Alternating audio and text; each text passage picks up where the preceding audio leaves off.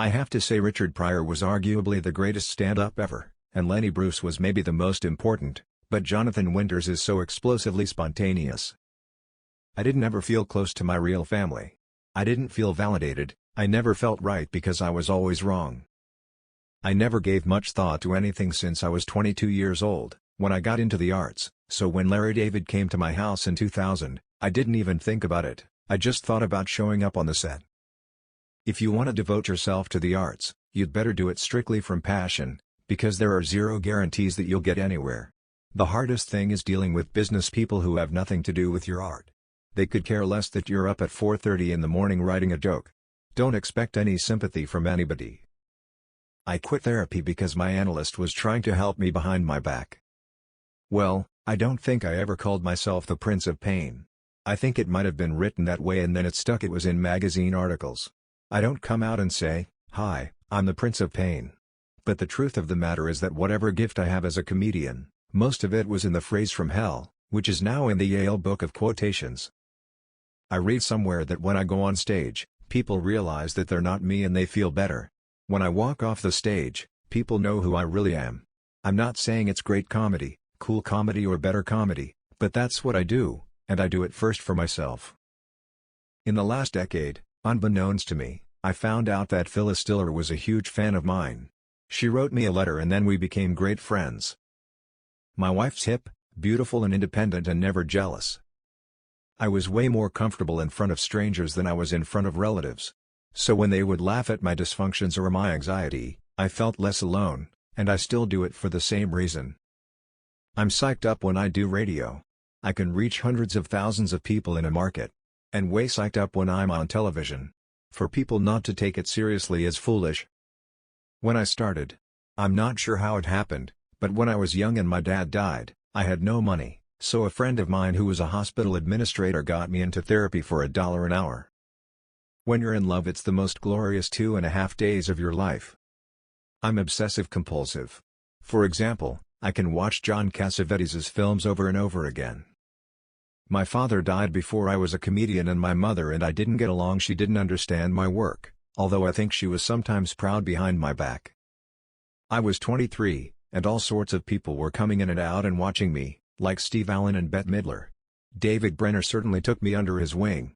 To drive home to my little dump in New Jersey often knowing that Steve Allen said, "You got it." That validation kept me going in a big, big way. It sounds cliched, but I had such a horrific relationship with my mother. My shrink once said that I was an affection junkie more than a sex addict, that I needed to be loved by as many different women as possible to fill up the hole. I know what my sweet spot has been. It's personal stuff, dysfunction, fear of intimacy, family stuff, psychology stuff. I eviscerate myself on stage. So at the festival, I basically saw 𝐓𝐡𝐚𝐧𝐤 work. I fell so in love with him. My act is always a work in progress. I pray I have a bad day before a show. My performance level has risen, and my anxiety level has skyrocketed. Eleanor must have been in her early 20s when Buster married her. She was a gorgeous, young actress-dancer and he was an alcoholic. But with Eleanor, Buster was okay with it. She helped him live a great last 20-something year of his life. I'm a New Yorker, born in Brooklyn, raised in Jersey.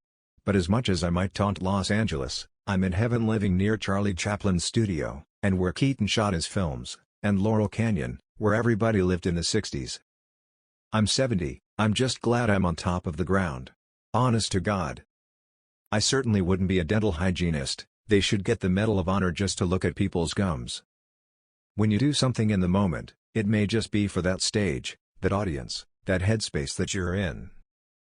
My grandmother was a Jewish juggler. She used to worry about 6 things at once. Most comedians who have lasted have a rhythm. My humor is channeling everything through my brain.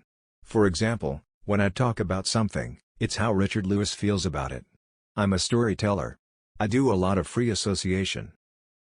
I never wanted to do observational humor because I never wanted to tell people what they were seeing. I love being famous. It validates that I have something to say. When I started out, I struggled, and I was broke a lot. But I'm glad I struggled, and I'm glad I was broke a lot.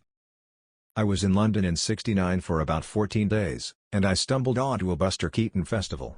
They had found all of these lost Buster Keaton films in the shed of James Mason's house in Beverly Hills, which had previously been owned by Keaton, and this wonderful guy had gotten them all remastered. Hendrix, obviously, wasn't a comedian, but if someone could hit a note like he could, so down deep, I thought, whatever I do in life, I'm going to try to go for that note. That's how I felt when I heard John Lennon's first solo album. I just felt like this guy was opening up his guts in a way that I had never heard before. Most Texans think Hanukkah is some sort of duck call. I met David Brenner when I was in my 20s. He was already a star, he'd played Vegas, done The Tonight Show. But we hit it off immediately. I wasn't that close to my family, so David became like an older brother to me instantaneously. There's a thin line between narcissism, even if it's a healthy narcissism, and entertainment. When I was younger, I listened to the greats, Winters, Mel, and Carl, Nichols and May, Pryor, Carlin, Klein, Berman, and lots of Lenny Bruce albums. But once I started doing fairly well, I didn't want to hear anybody's jokes or premises. My family, it wasn't an abusive family, they meant well, but they were in their own world. I like dark films. There's a French film called The Mother and the Whore, 1973. It came out about a year after Last Tango in Paris, 1972, which blew my mind and frightened me because it's all about fear of intimacy,